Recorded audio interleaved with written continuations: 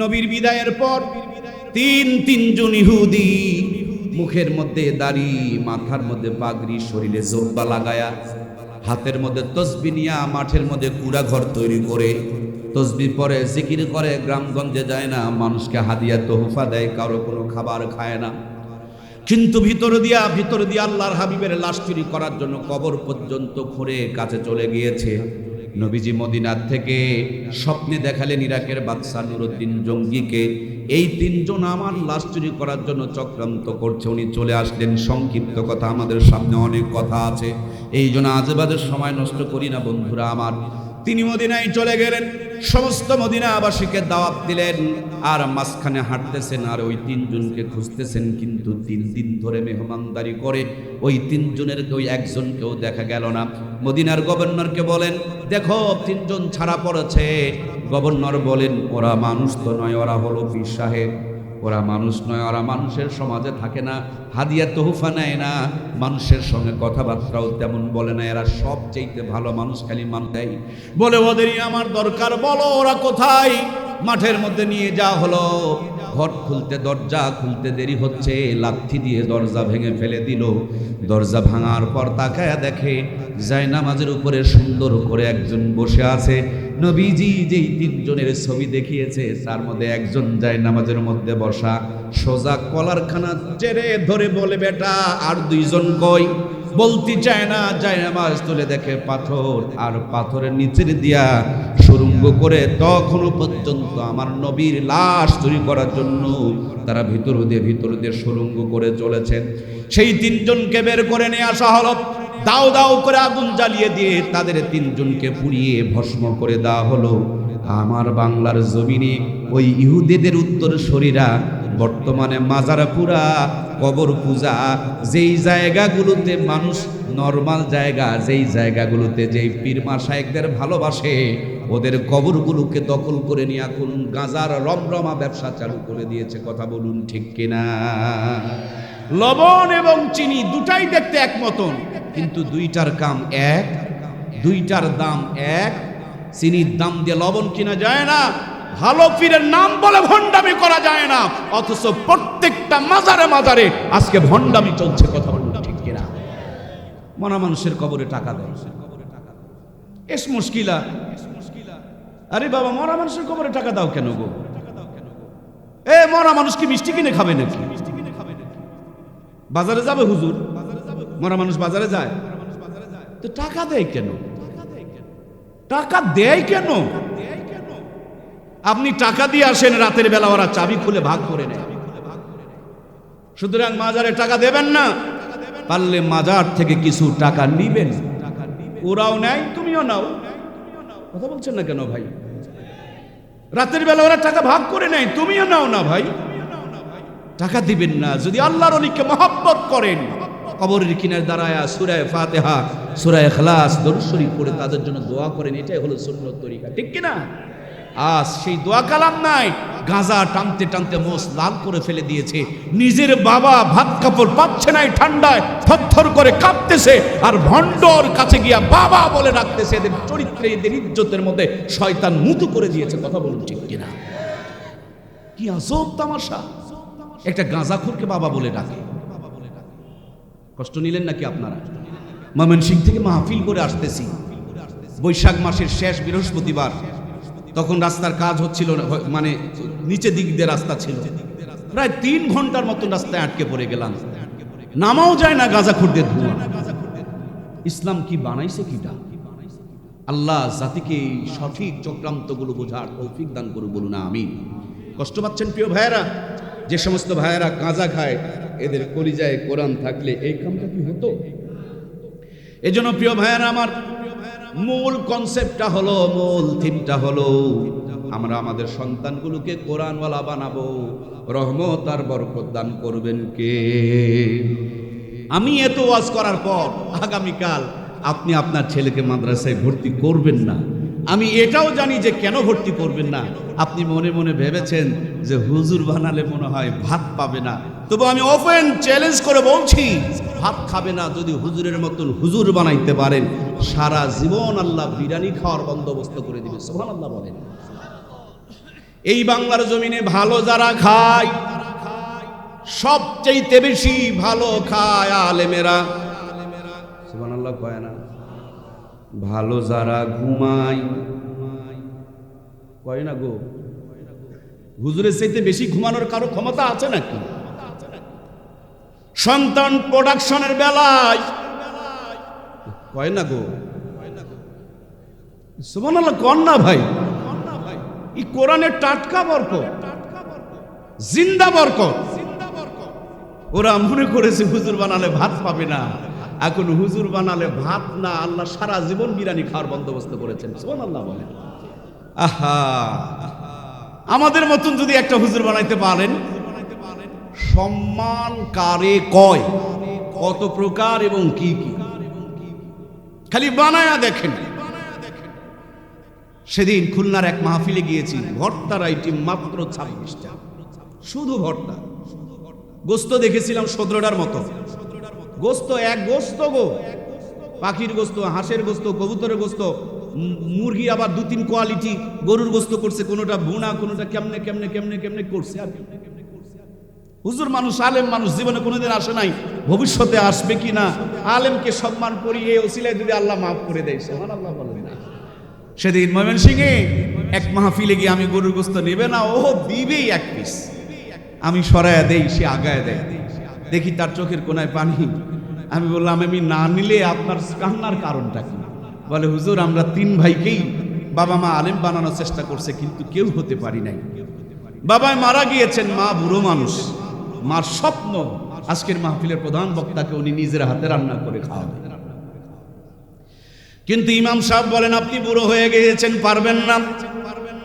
আমার মা বলেন, আমি পারবো, আমাকে দিতেই হবে, এটা আমার জীবনের শেষ স্বপ্ন, শেষ আশা, শেষ ইচ্ছা। আমাকে ঢাকার থেকে মা ডেকে নিয়েছেন, লিস্ট বানায়া বাজার করাইছেন সারাদিন। মার সঙ্গে ফজরের পর থেকে নিয়ে এতগুলো আইটেম মা নিজের হাতে তৈরি করেছেন, আপনি খাচ্ছেন। আর পর্দার আড়াল থেকে আমার আম্মা জান দেখতেছে। আমি ভিতরে গিয়া দেখি গরুর গোস্তটা সরায় রাখছেন, এই জন্য আঁচলের কোনা দিয়া আমার মা তার চোখ দুটো মুছতেছে। আমি জিজ্ঞেস করলাম, মা কান্না করো কেন? মায়ে বললেন, এত কষ্ট করে গরুর গোস্তগুলোকে ভেজে ভেজে কালো ভুনা বানাইলাম, হুজুর একটা পিসও যে দিল না, আমার কষ্টটা অনার্থক হয়ে গেল। যতই কষ্ট হোক, আমার মায়ের কলিজায় একটু শান্তি দেওয়ার জন্য এক পিস হলেও নিতে হবে।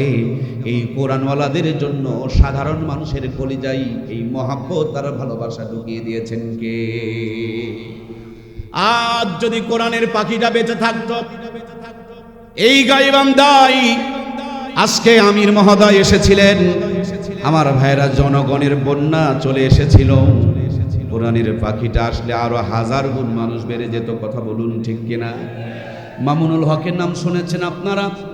এই মানুষটার ইজ্জত কেড়ে নেওয়ার জন্য কত ষড়যন্ত্র আর চক্রান্ত চলল, কিন্তু কোরআনের কাছে থাকা, কোরআনের পাশে থাকা, কোরআনের সাথে থাকার কারণে ওরা ইজ্জত যতটুকু কেড়ে নিতে চেয়েছে, কোরআনওয়ালাদের ইজ্জত আরো 1000 গুণ উঁচু করে দিয়েছেন কে?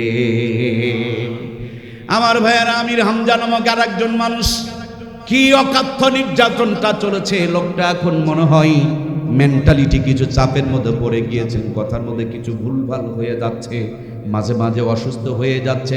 ছোট্ট একটা বক্তা রফিকুল ইসলাম মাদানী, তাকেও কোরআনের জন্য মানুষ কত ভালোবাসে।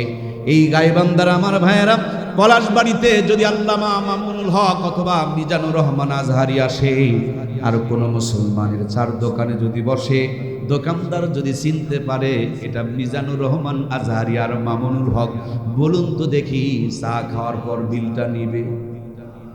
যদি মিষ্টির দোকানে যায়, দোকানদার যদি চিনতে পারে মিজানুর রহমান আজহারি আর মামুনুল হক আমার মিষ্টির দোকানে 1 কেজি অর্ডার করলে আরো 5 কেজি বেঁধে দিবে। কথা বলুন না ঠিক কিনা? রিক্সায় চললে ভাড়া লাগে না, পান খেলে বিল দেওয়া লাগে না। শুধু কোরআন কলিজায় থাকার কারণে এই সম্মান একদিন 2 দিন নয়, যতদিন বেঁচে আছে, যতদিন নিঃশ্বাস চালু আছে, ততদিন পর্যন্ত এই মর্যাদা দান করেছেন কে? আমার প্রাণপ্রিয় ভাইয়েরা, পক্ষান্তরে যারা আমরা কোরআন ছাড়া, কোরআন থেকে দূরে, তাদের জিন্দেগি তালাশ করে দেখেন, টাকা বাড়ি গাড়ির কোনো অভাব নাই, জীবনে শান্তি। এই জন্য এক আল্লাহর বান্দাকে বলা হলো, বলো তো শান্তি কোন জায়গায়? আল্লাহর বান্দা বলছেন শান্তি হলো পায়খানায়। কোথায়? এই পায়খানায় শান্তি ঢুকলো কেমনে রে? সে বলে তুমি বুঝবা না, আমি হইলাম পেট রোগা, যেদিন পায়খানা ক্লিয়ার হয় না সেই দিন দুনিয়ার কিচ্ছু শান্তি লাগে না। এজন্য আমার জানা মতে সব শান্তি টয়লেট, বাথরুম ঠিক তো দুনিয়া ঠিক। আর একজনকে বলা হলো, বলো তো ভাই শান্তি কোন জায়গায়? আল্লাহর বান্দা বলে আমার জানা মতে সব শান্তি হলো ঘুমের ভিতরে। কিরে বোকা, ঘুমের মধ্যে আবার শান্তি দেখলা কেমনি? উনি বলেন যেদিন আমার ঘুম ভালো হয় না সেদিন মাথা বির বির বির বির করে, শরীরটা থরথর করে কাঁপে, মেজাজটা উগ্র থাকে, কিচ্ছু ভালো লাগে না, ঘুম ঠিক তো দুনিয়া ঠিক। আর এক আল্লাহর বান্দাকে বলা হলো, বলো তো ভাই শান্তি কোন জায়গায়? আল্লাহর বান্দা বলছেন আমার জানা মতে সব শান্তি হলো বাড়িয়ালির ভিতরে, বেগমের ভিতরে, বিবির ভিতরে। আল্লাহর বান্দা বলেন বউটা যেদিন হাসি মুখে কথা বলে সেদিন মনে হয় জান্নাতের ভিতরে আছি, আর যেই দিন কুকুরের মতন ধরে ফেলে দেয় সেদিন মনে হয় হায় হায় জাহান্নামে মনে হয় পড়ে গিয়েছি। সুতরাং আমার রিসার্চ হলো সব শান্তি বাড়িয়ালির ভিতরে। আর আমি ছোট্ট মানুষটা বাংলার জমিন ঘুরে ঘুরে জীবনভর যেটুকু অভিজ্ঞতা অর্জন করেছি, ঘুমেও শান্তি নাই, টয়লেটেও শান্তি নাই, বিবির মধ্যেও শান্তি নাই। প্রত্যেকটা জায়গায় যদি কোরআন সুন্নাহ না থাকে, আর ঘুমেও শান্তি আছে, টয়লেটেও শান্তি আছে, বিবির মধ্যেও শান্তি আছে, সব জায়গায় যদি কোরআন সুন্নাহর সম্পর্ক থাকে, কথা বলুন ঠিক কিনা?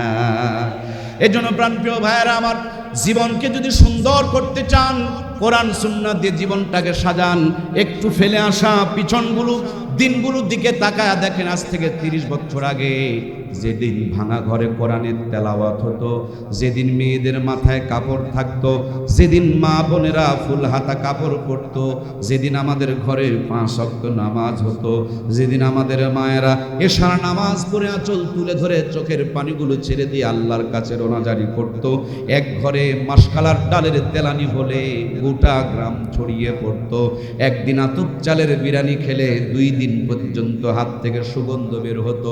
মূর্খ নানুয়ার দাদুরা পালাশ বাড়ি থেকে 5 টাকা 6 টাকা শের ইলিশের মাছ কিনে নিয়ে এসেছেন, পুকুরের ঘোলা পানি দেয়া মূর্খ নানি আর দাদিরা ধৌত করে খেরের চুলায় বসে, লবণ থাকলে তেল নাই, তেল থাকলে আবার ঝাল দেওয়ার কথা মনে নাই, এরপরও নরমাল করে রান্না করেছে। একদিন ইলিশ মাছ আর পান্তা ভাত খেলে কম করে হলেও 3 দিন পর্যন্ত হাত থেকে সুগন্ধ বের হয়েছে, কথা বলুন ঠিক কিনা?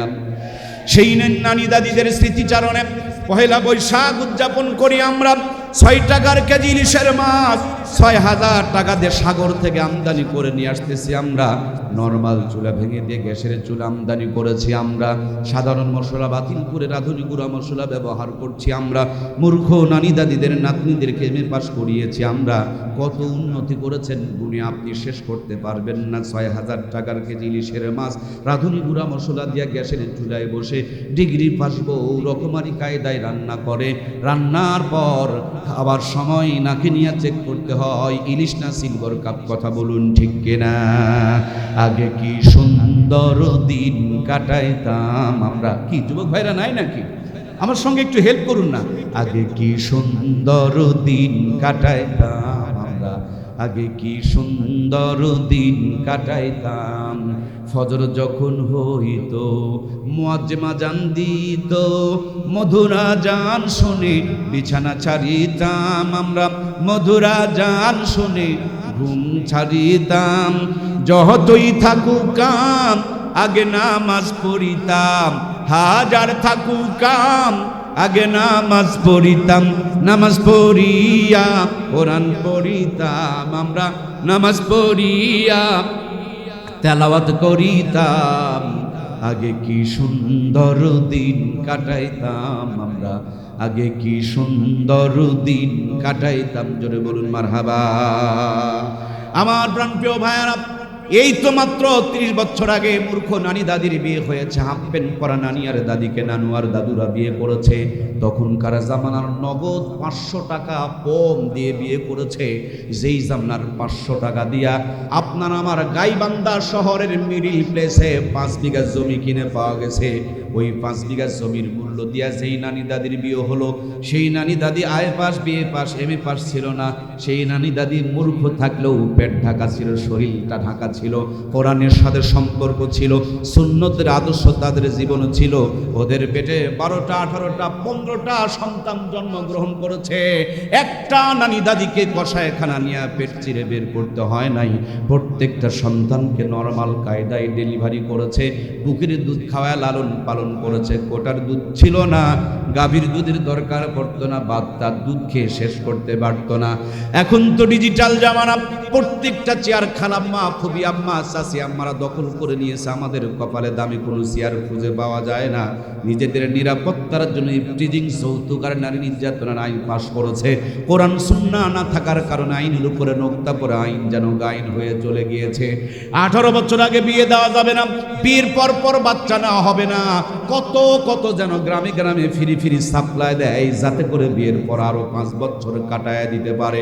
25-30 বছরে বাচ্চা নিতে চায়, আগের থেকে গাইনি ডাক্তারের সাথে যোগাযোগ শুরু করে দেয়। পেটে বাচ্চা আসার পর ইসিজি, এক্সরে, আলট্রাসাউন্ড শুরু হয়ে গেল। কায়দায় না বেকায়দায়, শুকনাতে আছে না নরমালে আছে, ভিটামিন আছে না নাই, ক্যালসিয়াম আছে না নাই, মিনারেল আছে না নাই, আয়রন আছে না নাই, জিঙ্ক আছে না নাই, হাজার তরিকার পদ্ধতি চালাই, কিন্তু পেটের কাপড়টা দিয়ে ঢেকে রাখতে জানে না, বুকটা ঢাকতে চায় না, মাথার মধ্যে কাপড়টা রাখতে চায় না। এজন্য 80 থেকে 90% মা বোনকে এখন কষায়খানা নিয়ে পেট চিরে চিরে বাচ্চাগুলো বের করতে হয়। কথা বলুন ঠিক কিনা? অল্প কয়েকদিন আগে মুকামতলা এক মাহফিলে এসেছিলাম, ছোট্ট একটা বাচ্চা কোলে তুলে দিয়া বললেন, হুজুর বাচ্চাটাকে বাতাস লাগছে, একটু ফু দিয়া দেন। আমি জিজ্ঞেস করলাম কেমনে বাতাস লাগলো? বলে ভাজা পোড়া খাইতে খাইতে বাহিরে গেছে, তার জন্য বাতাস লাগছে। সূরা ফাতিহা পড়ে ফু দিয়া দিলাম। বলছে একটু বমি করা, পাতলা পায়খানা করা এবং কান্নাকাটি করা বন্ধ করছে। আমার টেনশন বেড়ে গেল। এতটুকু বাচ্চা ভাজা পোড়া খাইতে খাইতে বাহিরে গেলে বাতাস কুতাস লাগে। এভাবে আমার মা বোনগুলো কিরণমালা কটকটি পরে রাত বিকাল সকাল দুপুর কিচ্ছু মানছে না, রাস্তার মধ্যে পায়চারি করছে। এদের ন্যাংটাপোনার কারণে, বেহায়াপোনার কারণে, বেপর্দাপোনার কারণে, এদের নগ্নপোনার কারণে আল্লাহর আযাব আর গজবের বাতাস এই বাংলার জমিনে লাগে কি লাগে না? এই আযাব আর গজবের বাতাসের কারণেই খাবারের স্বাদগুলো হারিয়ে গিয়েছে। কথা বলুন ঠিক কিনা? এই আযাব আর গজবের বাতাসের কারণে মেয়েদেরকে ধর্ষণ করে গলা কেটে পুড়িয়ে তারা মারতেছে। গত কয়েকদিন আগে দক্ষিণ অঞ্চলে ক্লাস 3-র একটা বাচ্চাকে ধর্ষণ করে হাত পা বেঁধে পানির মধ্যে তারা ফেলে রেখেছে। তার মানে আমার প্রাণপ্রিয় ভাইয়েরা, মূল কথা হলো কোরআন যদি সিনায় থাকে, ওই মেয়েটা পাতলা পোশাক পরে তার ইজ্জতের প্রদর্শনী করতে পারে। কোরআন যদি সিনায় থাকে, একজন মুসলমানের সন্তান 3.5 লাখ টাকার মোটরসাইকেলে চড়ায়া সুন্দরী বধূকে আরো সুন্দর বানায়া ভোঁ ভোঁ করে পিকআপ টেনে টেনে বেপরদার মতন বাজারে ঘুরায়া ঘুরা নিজের বউকে দায়ুস বানায়া জেনার গুনাহ কামাই করতে পারে না। কথা বলুন ঠিক কিনা? এজন্য মূল কথা হলো আমার প্রাণপ্রিয় ভাইয়েরা, কোরআনুল কারীমের সাথে যদি আপনারা আমার সন্তানকে জড়িয়ে দিতে পারি, সুপে দিতে পারি, কোরআনুল কারীম যদি তাদের সিনার মধ্যে ঢুকিয়ে দিতে পারি, এই কোরআনুল কারীম তাকে সমস্ত পাপ থেকে বাঁচায়া জান্নাতের পথ দেখায় জান্নাত পর্যন্ত পৌঁছায়া দিবে। সুবহানাল্লাহ বলেন। আমাকে যদি বলেন মুর্তজা ভাই, এই যে সুন্দর কথাগুলো আমাদের সামনে বলছেন, এই জ্ঞানগুলো কোথায় আপনি অর্জন করেছেন? আমি বলবো হাটহাজারী মাদ্রাসায় অর্জন করেছি, ভারতে লেখাপড়া করে অর্জন করেছি। আমার হযরতকে যদি বলেন আপনি কই পেয়েছেন, তিনি বলবেন দেওবন্দে পেয়েছি। তাদেরকে যদি বলেন আপনারা কই পেয়েছেন, তারা বলবেন মদিনায় পেয়েছি। মদিনাওয়ালাদেরকে যদি বলেন এই কোরআন কই পেলেন, তারা বলবেন সাহাবা একরামের কাছে পেয়েছি। সাহাবা একরাম রাদিয়াল্লাহু তাআলা আনহুকে যদি বলেন আপনারা কই পেয়েছেন, বলবে আবু বকর, ওমর অথবা উসমান আলী। তাদের কথা বলবেন রাদিয়াল্লাহু তাআলা আনহুম। তাদেরকে যদি বলেন আপনি কই পেয়েছেন, তারা বলবেন মুহাম্মাদুর রাসূলুল্লাহ সাল্লাল্লাহু আলাইহি ওয়াসাল্লামের কাছে পেয়েছি। আর আমার নবীকে যদি বলেন নবী গো, এই কোরআনুল কারীম আপনি কোথায় পেয়েছেন? আল্লাহর হাবিব বলবেন 40 বছর মেহনত করে মক্কার জমিনে যখন শান্তি প্রতিষ্ঠিত করতে পারি নাই, হৃদয় ভর্তি ব্যথা নিয়া, টেনশন নিয়া জাবালে নূরে হেরা গুহার মধ্যে বসা ছিলাম, জিবরিল আমিন আমার কাছে কোরআনুল কারীম দিয়ে গিয়েছেন। জিবরিল আমিনকে যদি বলেন আপনি কয়ে পেয়েছেন, তিনি বলবেন যে আমি আরশ আজিমে পেয়েছি। আরশ আজিমকে যদি বলেন আপনি বই পেয়েছেন। আরশে আজিম বলবেন কিতাবুল্লাহ কালামুল্লাহ, যার কিতাব যার বাণী যার কালাম ওই আল্লাহ তাআলার কাছ থেকে আমি পেয়েছি, তার কাছ থেকে আমি গ্রহণ করেছি। তার মানে এক মাথার মধ্যে আপনাদের মনোহরপুরেই মাদ্রাসা, আর আরেকটা মাথা এই কোরআনের সংযোগ চলে গিয়েছে মদিনায় জাবালে নূর দিয়া আরশ আজিম দিয়ে আল্লাহ তাবারক তাআলা পর্যন্ত পৌঁছে গিয়েছে। এই কোরআনের সাথে যদি সম্পর্ক কায়েম করতে পারি, এই সংযোগটা আপনাকে আমাকে জান্নাত পর্যন্ত পৌঁছায় দিবে। আপনাদের এলাকায় কি ট্রেনের লাইন আছে? কোথায় আছে ভাই? গাইবান্ধা গিয়ে দেখবেন ট্রেনের লাইন আছে। ইঞ্জিনটার সামনে পিছনে অনেকগুলো বগি, যে কোনো একটাই যদি সরে পড়তে পারেন এইটা আপনাকে ট্রাম দিয়ে ঢাকা পর্যন্ত নিয়ে চলে যাবে। আবার এক্ষুনি যদি পলাশবাড়িতে যান দেখবেন বাসগুলো ঢাকা যাওয়ার আগে গেটের মধ্যে হেল্পার দাঁড়ায় ঢাকা ঢাকা বলে আপনাকে ডাক মারছে। আপনি যদি বলেন হেল্পার সাহেব এ তো পলাশবাড়ি, ঢাকা ঢাকা বলে চিল্লা চিল্লি করেন কেন? হেল্পার বলবেন যদিও এটা পলাশবাড়ি কিন্তু গাড়িটা হলো ঢাকার গাড়ি। সুবহানাল্লাহ বলেন।